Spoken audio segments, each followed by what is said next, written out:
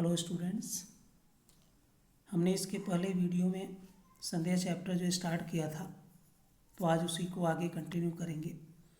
तो हमने इस चैप्टर में अभी तक पढ़ा था कि जो राम निहाल है वह मनोरमा और मोहन बाबू को वह गंगा घाट की सैर कराने के लिए वह ले जाता है, क्योंकि ब्रज किशोर जो कि वे व्यस्त थे, उनको कुछ काम था, इस वजह से वे नहीं जा पाए और यह जिम्मेदारी उन्होंने राम निहाल को सौंपा।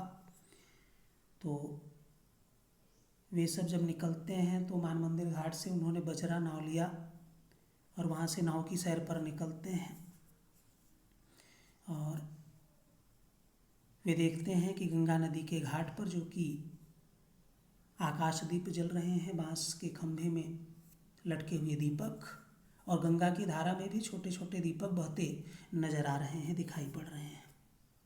तो यह सब जो दृश्य देखते हैं, उसके बाद जो मोहन बाबू हैं वे कहते हैं, क्या कहते हैं वहाँ से हम स्टार्ट करेंगे। पेज नंबर 44 का जो थर्ड लास्ट लाइन है। तो मोहन बाबू की बड़ी बड़ी गोल आँखें और भी फैल गई। मतलब यह सब दृश्य देख करके वे एकदम आश्चर्यचकित से हो गए, हैरानी से देखने लगे। उन्होंने कहा कि मनोरमा देखो, इस दीपदान का क्या अर्थ है, तुम समझती हो? तो मनोरमा से प्रश्न करते हैं कि यह जो दीपदान नजर आ रहा है, लोगों ने दीपदान किया है, गंगा नदी की धारा पर यह जो छोटे छोटे दीपक बह रहे हैं, इसका अर्थ, इसका मतलब समझती हो? तो मनोरमा कहती है कि गंगा जी की पूजा, और क्या। तो ये सब गंगा जी की पूजा है, लोगों ने गंगा जी की पूजा की है और उसी उपलक्ष्य में यह जो दीपक है इस गंगा की धारा में बहाया है, और क्या। फिर मोहन बाबू कहते हैं कि यही तो मेरा और तुम्हारा मतभेद है। मत मतलब विचार, भेद मतलब अंतर। तो मतलब मेरे और तुम्हारे विचार में अंतर है। वे बताना चाहते हैं कि जीवन के लघुदीप को अनंत की धारा में बहा देने का यह संकेत है। तो हमारे जीवन का जो लघुदीप मतलब एक तरह से कि आत्मा, और अनंत की धारा, गंगा की धारा अर्थात परमात्मा में बहा देने का यह संकेत है। तो जब हम आत्मा की कल्पना करते हैं तो एक फ्लेम जैसा, एक दीपक जैसा, तो वही चीज़ यहाँ पर कि आत्मा को परमात्मा से जोड़ने का, उसकी धारा में बहा देने का यह संकेत है। आह, कितनी सुंदर कल्पना! कहकर मोहन बाबू जैसे उच्छ्वसित हो उठे। तो उच्छ्वसित होना मतलब गहरी लंबी सांस लेना। और उनकी जो शारीरिक चेतना है, तो चेतना मतलब समझ, मनोवृत्ति, जो कॉन्शियस है, तो शारीरिक चेतना मानसिक अनुभूति, मानसिक मन संबंधी अनुभूति से मिलकर उत्तेजित, एक्साइटेड हो उठी। तो कहने का मतलब उनका शरीर और उनका मन दोनों एक दूसरे से मिल जाते हैं। मतलब जो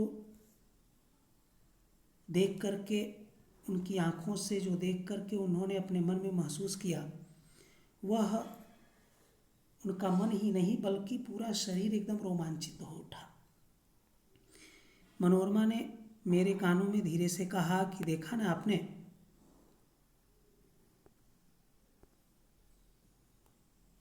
तो ऐसा इसलिए कहा क्योंकि पहले उन्होंने बता दिया था, इसके पहले वीडियो में आपने पढ़ा था कि जब नाव पर चढ़ रही थी तभी उसने कह दिया था कि हमारे पति पागल बनाए जा रहे हैं, कुछ कुछ हैं भी, ज़रा संभल के रहिएगा, नाव की बात है। तो वही चीज़ यहाँ पर कि देखा ना आपने, मैंने आपसे कहा था ना कि ये कुछ कुछ पागल हैं भी, देखो किस तरह से पागलों जैसी बातें कर रहे हैं। मैं चकित हो रहा था, मतलब मैं अब इस पर क्या कहूँ, मैं खुद हैरान था, चकित था यह सब देख करके। पंचगंगा घाट के समीप जो कि बजरा पहुँच रहा था, तो बजरा पंचगंगा घाट पर पहुँच रहा था। तो वहाँ पर नदी के घाट के अनेक घाट हैं, सबके अलग अलग नाम हैं। तो जैसा कि यहाँ पर भी 2-3 घाट का नाम दे दिया है। पहले इसमें बताया कि जो राम निहाल है वह दशाश्वमेध घाट पर जाता है सैर करने को, लेकिन जब नाव उन लोगों ने लिया तो वह जाकर के मान मंदिर घाट पर लिया, और वह जो नाव है बजरा है पंचगंगा घाट के समीप पहुंच गया था। तब हंसते हुए मनोरमा ने अपने पति से कहा कि और यह बांसों में जो टंगे हुए दीपक हैं उन्हें आप क्या कहेंगे?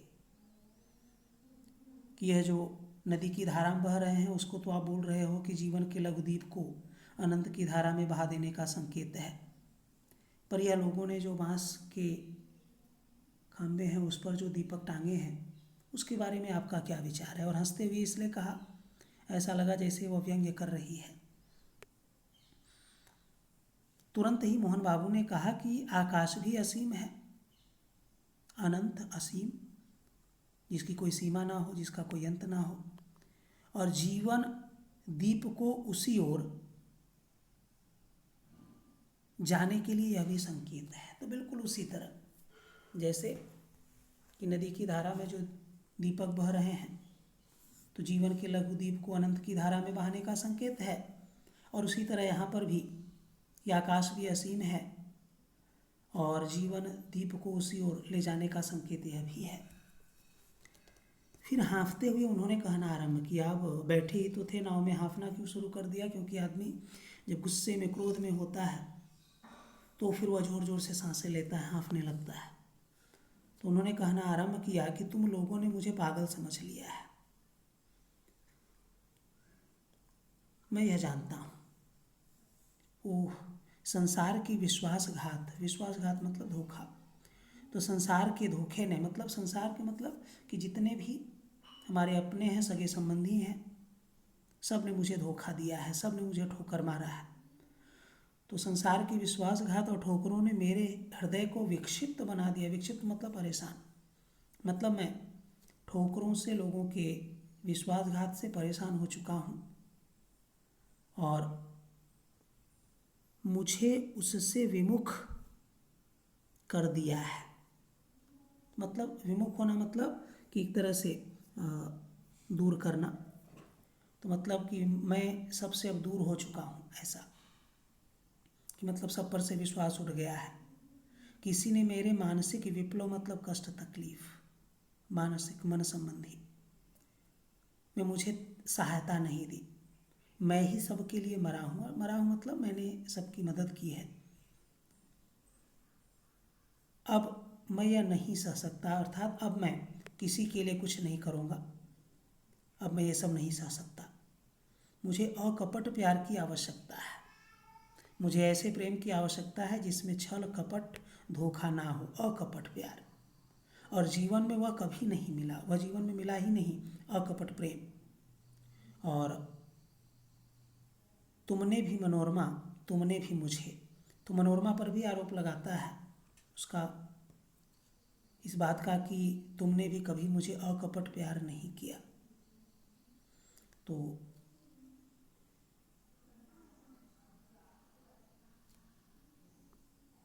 इस तरह से मनोरमा घबरा उठती है और उसने कहा चुप रहिए, आपकी तबीयत बिगड़ रही है, शांत हो जाइए। तो वह चुप कराने का प्रयास करती है मोहन बाबू को कि आपकी तबीयत बिगड़ जाएगी, बिगड़ रही है, आप शांत हो जाइए, आप चुप रहिए। तो मोहन बाबू कहते हैं कि क्यों शांत हो जाऊं, राम निहाल को देखकर चुप रहूं, मतलब कोई बाहरी साथ में बैठा है तो इसलिए मैं चुप रहूं। वह जान जाए इसमें मुझे कोई भय नहीं, मतलब वे जान जाए कि हमारे परिवार में, हमारे तुम्हारे बीच या हमारे साथ जो कुछ भी हो रहा है वो अगर वो जानते हैं तो जान जाए, मुझे इसमें किसी तरह का कोई भय नहीं। तो भय मतलब डर होता है, पर यहाँ पर भय मतलब संकोच, मुझे इस बात की चिंता नहीं, कोई संकोच नहीं। तुम लोग छिपा कर सत्य को छलना क्यों बनाती हो? तो सत्य को छिपा रहे हो, छल रहे हो, धोखा दे रहे हो सच्चाई को। मोहन बाबू के सांसों की गति तीव्र हो उठे, तो मोहन बाबू और जोर से, गति मतलब स्पीड, तीव्र मतलब तेज, तो उनके सांसों की जो स्पीड है और भी तेज हो गई। मोहन बाबू ने हताश भाव से मेरी ओर देखा, नहीं मोहन बाबू नहीं, मनोरमा ने, तो मनोरमा ने हताश हताश मतलब एकदम परेशान घबराए हुए भाव से मेरी ओर देखा। वह चांदनी रात में विशुद्ध विशुद्ध मतलब शुद्ध प्योर प्रतिमा मूर्ति सी, निश्चेष्ट निश्चेष्ट मतलब जिसमें कोई हलचल ना हो, तो एकदम स्थिर। तो वह घबराई हुई सी परेशान मेरी ओर उसने देखा, और चांदनी रात थी ही, और चांदनी रात में वह बिल्कुल एकदम शुद्ध प्रतिमा की तरह, बिल्कुल मूर्ति की तरह बस केवल देख रही थी, ऐसे ही बैठी थी और शरीर में किसी तरह की कोई हलचल उसमें नहीं थी। मैंने सावधान होकर कहा कि माझी अब घूम चलो। तो सावधान होना मतलब कि अचानक से मेरा ध्यान गया कि नाव काफ़ी आगे निकल चुका है, और मैं सावधान हुआ, अलर्ट हुआ, और फिर जो माझी है, जो नाविक है, उसको मैंने कहा कि अब घूम चलो, मतलब नाव को घुमा लो पीछे, जहाँ से हम आए थे मान मंदिर घाट से वहीं पर छोड़ दो। कार्तिक की रात चांदनी से शीतल हो चली थी। तो कार्तिक मंथ का नाम है जो दीपावली के समय का होता है, अक्टूबर महीने के आसपास। तो उसकी रात चांदनी से शीतल हो चली थी। तो जैसे जैसे रात बीत रही थी वैसे ही रात और ठंडी, मौसम ठंडा हो रहा था। नाव मान मंदिर की ओर घूम चली। मैं मोहन बाबू के मनोविकार के संबंध में सोच रहा था।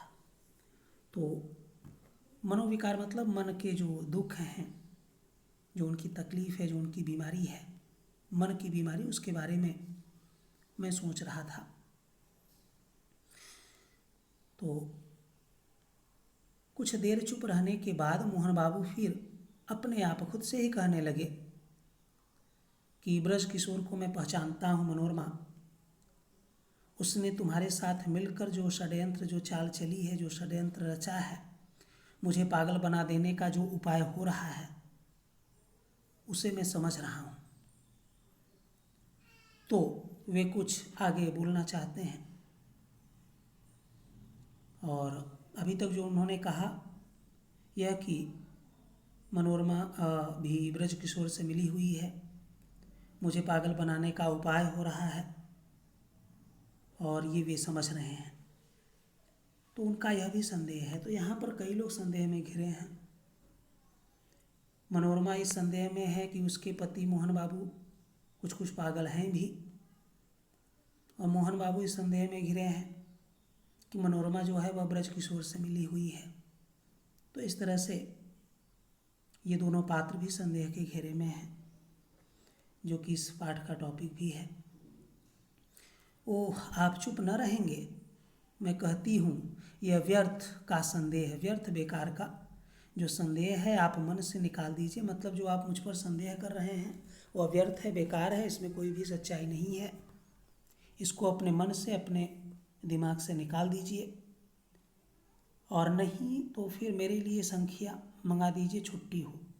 और अगर ऐसा नहीं कर सकते तो मेरे लिए विष जहर मंगा दीजिए, खिला दीजिए, पिला दीजिए, छुट्टी हो, अर्थात मुझसे आपको छुटकारा मिल जाए। अगर आपको मेरे ऊपर सचमुच में संदेह है और उस संदेह को नहीं निकाल सकते तो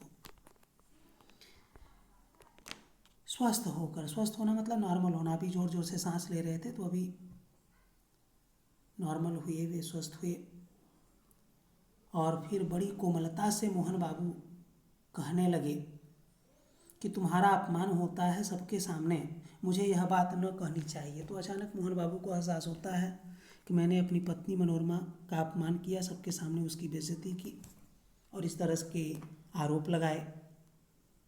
तो ऐसा उसको नहीं कहना चाहिए था। तो यह उन्हें महसूस हुआ, और फिर जब गुस्सा शांत हुआ, आश्वस्त हुए, तो वे कहने लगे कि तुम्हारा अपमान होता है सबके सामने, मुझे यह बातें नहीं कहनी चाहिए, यह मेरा अपराध है, मुझे क्षमा करो, माफ़ करो। मनोरमा, सचमुच मनोरमा के कोमल चरण मोहन बाबू के हाथ में थे। तो इस तरह से कहते कहते वे मनोरमा के पैरों को पकड़ लेते हैं। वह पैर छुड़ाती हुई पीछे खिसकी। मेरे शरीर से उसका स्पर्श हो गया। स्पर्श होना, छूना, टच होना। वह क्षुब्ध तो शुद्ध मतलब परेशान। तो वह शुद्ध और संकोच में ऊभ चूभ रमणी। तो रमणी मतलब सुंदर स्त्री और ऊभ चूभ मतलब जो दुविधा में हो, कन्फ्यूजन में हो। तो एक तो वह परेशान थी, ऊपर से कन्फ्यूज भी थी कि ऐसे समय में क्या कहूँ क्या करूँ। और रमणी शब्द उसकी सुंदरता के लिए, सुंदर स्त्री थी इसके लिए उसको रमणी यहाँ पर कहा गया। और जैसे किसी का आश्रय पाने के लिए व्याकुल सी हो गई थी। तो ऐसा लग रहा था कि जैसे वह किसी का आश्रय पाना चाहती थी, किसी का सहारा पाना चाहती थी, और वह व्याकुल बेचैन सी हो गई।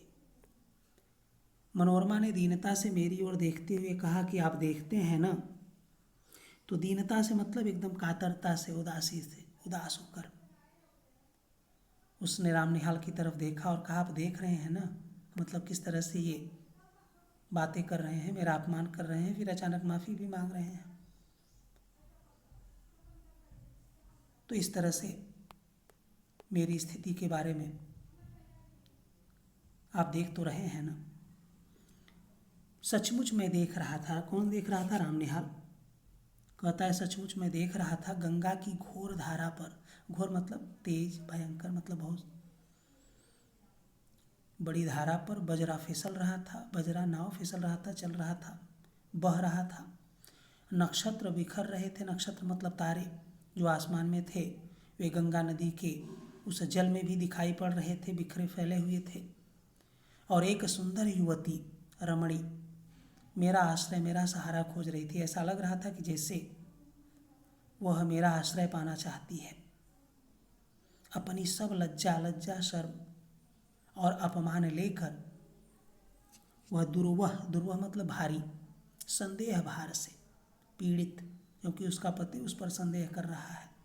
तो इस भार से, बोझ से पीड़ित परेशान स्त्री वह जब कहती है कि आप देखते हैं ना, तब मानो मुझसे प्रार्थना करती हो। मानो मतलब ऐसा लगता है कि जैसे वह यह कह रही है, और ऐसा लगता है जैसे वह प्रार्थना कर रही है कि कुछ मत देखो, मेरा व्यंग्य उपहास देखने की वस्तु नहीं। तो उपहास मतलब मजाक उड़ाया जा रहा है मेरा, यहाँ पर मेरा अपमान हो रहा है। तो वह कहती है कि देखते हैं ना। तो इसका भाव यह समझता है राम निहाल कि जैसे वह कहना चाहती है कि मत देखो, यहाँ पर मेरा मजाक, मेरा व्यंग्य लिया जा रहा है, यह कोई देखने की वस्तु नहीं है, मत देखो, ऐसा महसूस करता है राम निहाल। मैं चुप था। घाट पर बजरा लगा। फिर वह युवती हाथ पकड़कर, पैड़ी मतलब जो सीढ़ी स्टेप लगा हुआ था, बना हुआ था, उसमें उस पर से संभलती हुई उतरी। और मैंने एक बार न जाने क्यों धृष्टता से, तो धृष्टता मतलब होता है उद्दंडता, बदतमीजी। तो धृष्टता से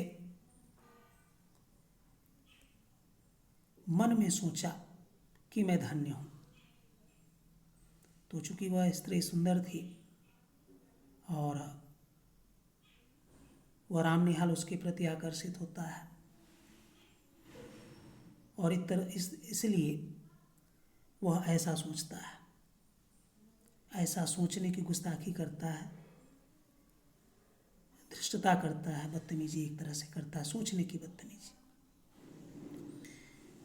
कि मैं धन्य हूँ कि एक सुंदर स्त्री मुझसे आश्रय मांग रही है। मोहन बाबू ऊपर चढ़ने लगे।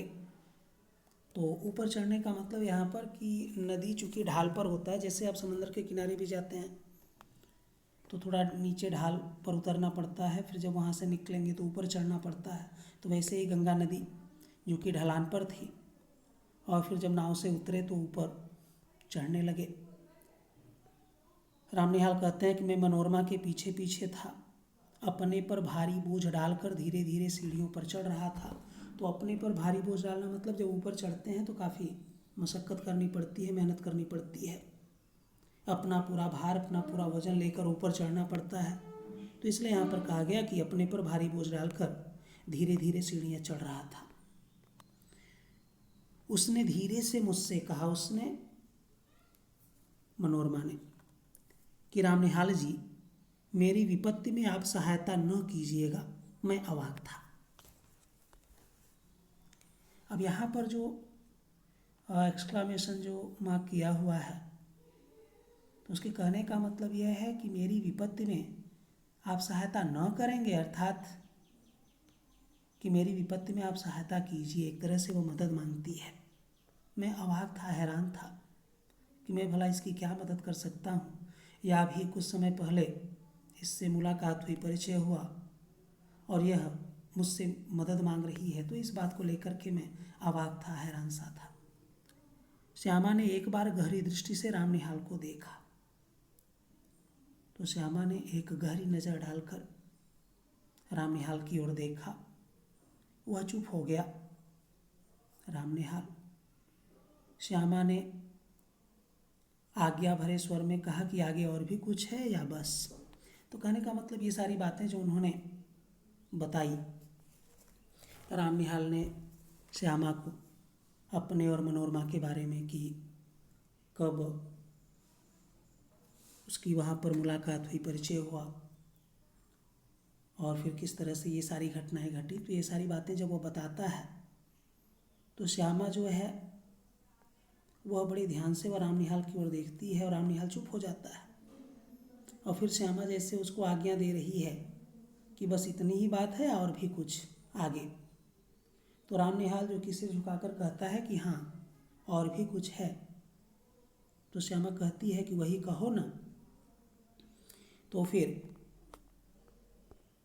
रामनिहाल आगे कहना प्रारंभ करता है कि कहता हूँ, मुझे धीरे धीरे मालूम हुआ कि ब्रज किशोर बाबू यह चाहते हैं कि मोहन लाल अदालत से पागल मान लिए जाएं और ब्रज किशोर उनकी संपत्ति के प्रबंधक मतलब मालिक बना दिए जाएं, क्योंकि वे ही मोहनलाल के निकट संबंधी थे।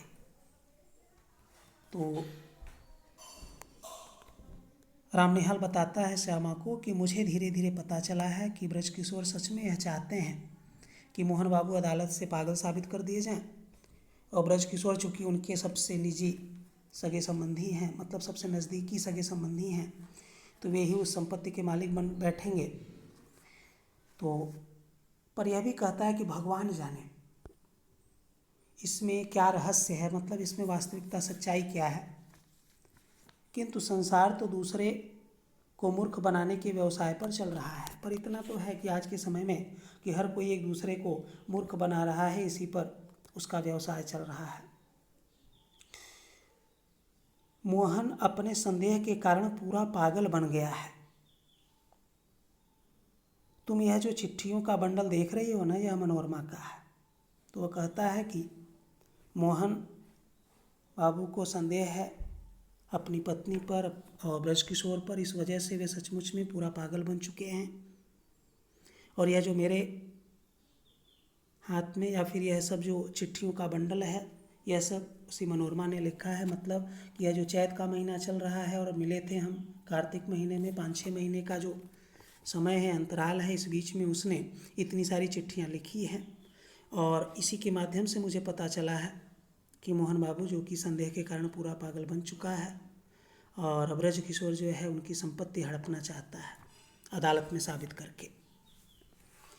रामनिहाल फिर रुक जाता है। श्यामा ने फिर तीखी दृष्टि, तेज पैनी तेज नज़र से उसकी ओर देखा। रामनिहाल फिर कहने लगा कि तुमको भी संदेह हो रहा है, सो ठीक ही है। मुझे भी कुछ संदेह हो रहा है, मनोरमा क्यों मुझे इस समय बुला रही है। मतलब यहाँ संदेह के बारे में कि रामनिहाल श्यामा से कहता है कि तुम्हें भी संदेह हो रहा है। संदेह कौन सा कि हो सकता है वो मुझे इसलिए बुला रही है ताकि वो मुझसे प्रेम करती है, शायद इसलिए। और मुझे भी कुछ ऐसा ही संदेह हो रहा है कि मनोरमा क्यों मुझे इस समय बुला रही है और इतना सारा पत्र उसने मुझे क्यों लिखा। तो अब श्यामा ने हंसकर कहा। तो श्यामा समझ जाती है राम निहाल के संदेह को कि राम निहाल जो कि मनोरमा को दुष्चरित्रा समझते हैं और उन्हें ऐसा लगता है कि वह अपने पति को छोड़कर इनसे शादी करेगी, इनसे प्रेम करती है, ऐसा कुछ। तो फिर वह हंसकर कहती है, बताती है कि तो क्या तुम समझते हो कि मनोरमा तुमको प्यार करती है और वह दुष्चरित्रा है? दुष्चरित्रा बुरे चरित्र की, बुरे कैरेक्टर की। छी राम निहाल, यह तुम क्यों सोच रहे हो? देखूं तो हाथ में यह कौन सा चित्र है? क्या मनोरमा का ही? कहते कहते श्यामा ने राम निहाल के हाथ से चित्र ले लिया और उसने आश्चर्य भरे स्वर में कहा, क्योंकि जब चित्र देखा तो वह चित्र किसी और का नहीं था, मनोरमा का नहीं था, बल्कि खुद श्यामा का ही था। तो उसने कहा कि अरे, यह तो मेरा ही है। तो क्या तुम मुझसे प्रेम करने का लड़कपन करते हो? लड़कपन, बचपना, यह अच्छी फांसी लगी है तुमको। तो फांसी लगना मतलब कि मुसीबत गले लगना। तो तुमने जानबूझकर मुसीबत गले लगाया है। मुझसे प्रेम करने का बचपना करते हो। मनोरमा तुमको प्यार करती है, तुम मुझको। तुमको ऐसा लगता है कि मनोरमा तुमको प्यार करती है और तुम्हारे हाथ में अचित्र है, तो इसका मतलब यह है कि तुम मुझको प्यार करते हो। मन विनोद के लिए, मन के विनोद मतलब मन बहलाने के लिए तुमने अच्छा साधन जुटाया है। तो मतलब अपना मन बहलाने के लिए ये अच्छा साधन जुटाया है। तभी कायरों की तरह यहाँ से बुरिया बंधना लेकर भागने की तैयारी कर ली है। और यही वजह है कि जो तुम इस तरह के ख्वाब बुने हो, जो तुमने यह सब सोचा है, जो यह कपोल कल्पना की है तुमने अपने मन बहलाने के लिए, तो इसी वजह से तुम आज कायरों की तरह, डरपोक लोगों की तरह यहाँ से अपना बुरिया बंधना लेकर, सामान लेकर भागने की तैयारी कर ली है। अर्थात सच्चाई, वास्तविकता से तुम भागना चाहते हो। राम निहाल हतबुद्धि, हतबुद्धि मतलब कि जिसकी बुद्धि काम न करे, एकदम बुद्धिहीन जैसा, अपराधी सा, एक जैसे किसी ने कोई बहुत बड़ा अपराध किया हो, उस अपराधी की तरह श्यामा को देखने लगा, जैसे उसे कहीं भागने की राह न हो। तो ऐसा लगता है जैसे उसने कोई अपराध किया, अपराध पकड़ा गया और वह कहीं भागना चाहता है, छिपना चाहता है, कोई रास्ता नजर न आ रहा। जैसे आप भी कोई गलती करेंगे और कभी गलती पकड़ी गई तो उस समय समझ में नहीं आता कि हम क्या कहें, कहाँ छिप जाएं, क्या बोलें, तो उस तरह से शर्माती है। श्यामा दृढ़ स्वर में कहने लगी। तो दृढ़ स्वर मतलब एकदम मजबूत स्वर में कि निहाल बाबू, प्यार करना बड़ा कठिन है। तुम इस खेल को नहीं जानते, इसके चक्कर में पड़ना भी मत। हाँ, एक दुखिया स्त्री, एक दुखी स्त्री, महिला तुमको अपनी सहायता के लिए बुला रही है, उसको तुम्हारी ज़रूरत है,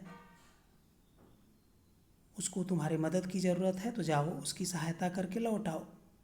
तुम्हारा सामान यहीं रहेगा, अपना सामान लेकर मत जाओ, अपना सामान यहीं पर रखो। तुमको अभी यहीं रहना होगा, समझे? तुम्हें यहीं रहना है। अभी तुमको मेरी संरक्षता की आवश्यकता है। संरक्षता मतलब देख रेख, अर्थात तुम्हारा अपना खुद का घर तो है नहीं। और जो ये सोच कर जा रहे हो कि मनोरमा तुमसे प्रेम करती है तो वहाँ पर तुम्हें शरण मिलेगी, वह भी तुम्हारा संदेह है, वह सच्चाई नहीं। तो इस तरह से तुम्हें अभी यहीं पर रहना है। तुम्हें संरक्षण की आवश्यकता है, देखरेख की आवश्यकता है, एक सहारे की, आश्रय की आवश्यकता है। तो इस तरह से तुम्हें भी यहीं रहना है। सामान रखो यहीं पर और जाओ वहाँ पर उसकी सहायता करो, फिर लौट कर चले आओ। उठो, नहा धो लो, जो भी ट्रेन मिले उससे पटना जाकर ब्रज किशोर की चालाकियों से मनोरमा की रक्षा करो। तो पटना जो कि बिहार में है, और मनोरमा और मोहन बाबू जो कि बिहार में, वहीं पटना में रहते हैं। और तो वही कहती है कि तुम जाओ पटना और वहाँ पर ब्रज किशोर की चालाकियों से मनोरमा की मदद करो, उसकी रक्षा करो, और उसे तुम्हारी ज़रूरत है। और फिर उसके बाद मेरे यहाँ चले आना। यह सब तुम्हारा भ्रम था, संदेह था। तो जो तुम मनोरमा के बारे में सोच रहे थे या मेरे बारे में भी सोच रहे थे, वह सब तुम्हारा भ्रम है, तुम्हारा संदेह है, और इसमें कोई सच्चाई, कोई वास्तविकता नहीं। तो इस तरह से राम निहाल उठकर नहाने चला गया। तो राम निहाल वहाँ से उठता है और श्यामा ने जो कहा उस बातों को स्वीकार करता हुआ वह उठकर नहाने चला जाता है।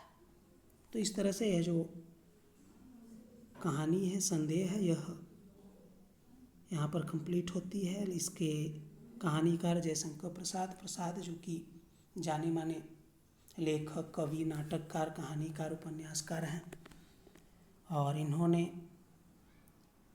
इस कहानी के माध्यम से यह बताना चाहा है कि हमारे जीवन में कभी कभी संदेह की स्थिति उत्पन्न हो जाती है, हम उससे इस तरह घिर जाते हैं कि निकलना मुश्किल हो जाता है, उसी को सच मान बैठते हैं, और फिर इससे हमारे जीवन में कई सारी समस्याओं का जन्म होता है। तो हमें इस संदेह को जितना जल्द से जल्द दूर कर लें, इसका निवारण करें, उतना ही हमारे लिए अच्छा है।